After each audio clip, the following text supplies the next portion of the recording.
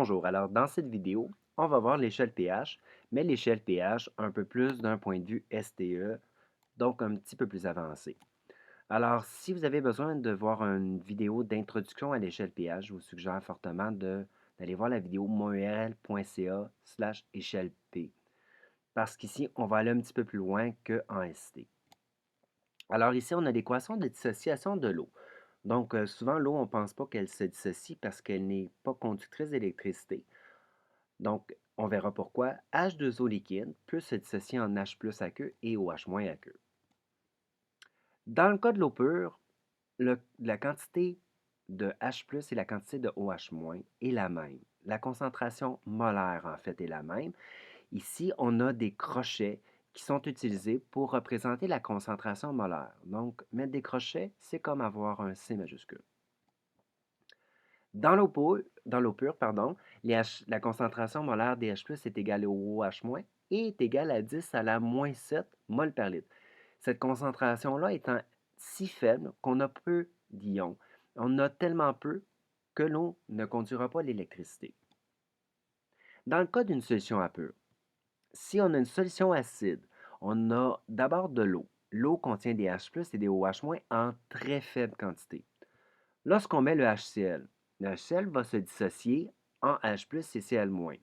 Et dans ce cas-ci, j'ai représenté que les H+, parce que les Cl-, on les appelle même en fait des ions spectateurs. C'est des ions qui ne nous intéressent pas dans le cas ici. Donc, ce que je me retrouve, c'est que je me retrouve avec une quantité de H+, qui est beaucoup supérieure à la quantité de OH-.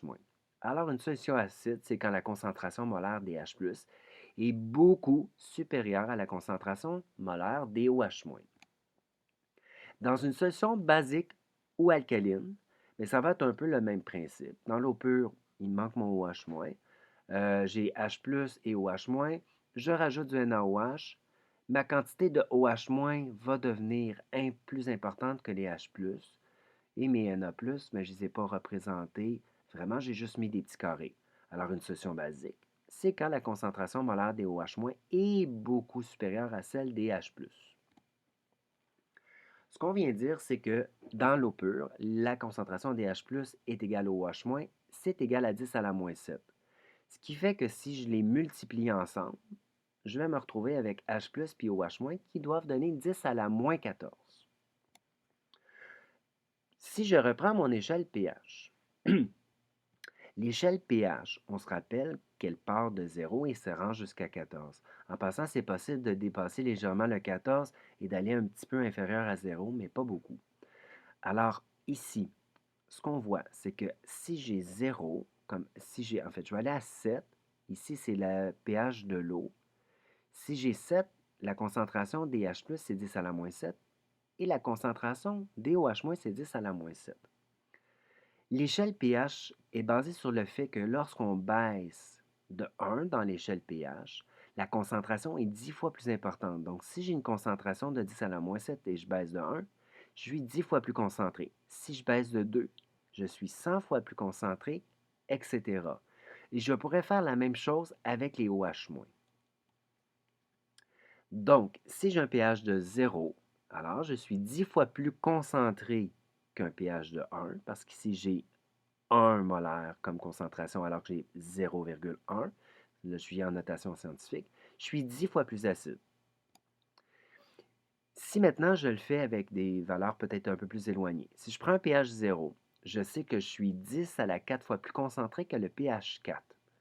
Donc, pour le retrouver, ici, j'ai pris 10 à la 0, ma concentration des H+, et j'ai divisé par ma concentration des H+, de mon échelle pH lorsque le pH vaut 4. Je retrouve donc 10 à la 4 ou 10 000. Donc, c'est quand même, c'est ce qu'on appelle une échelle logarithmique. Pardon. Je pourrais aussi dire que si j'ai un pH 4, mais je suis 10 à la 4 fois moins concentré qu'un pH 0, alors je pourrais parler d'être 10 à la 4 fois moins acide ou 10 à la 4 fois plus acide. Donc, vous devez faire attention à bien cibler le moins ou le plus pour voir dans quel sens on se déplace dans l'échelle pH.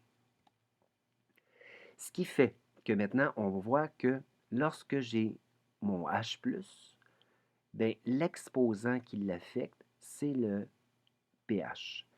avec le signe moins. Donc, si j'ai H+ ici à pH 1, donc j'ai 10 à la moins 1, c'est cette petite formule-là ici.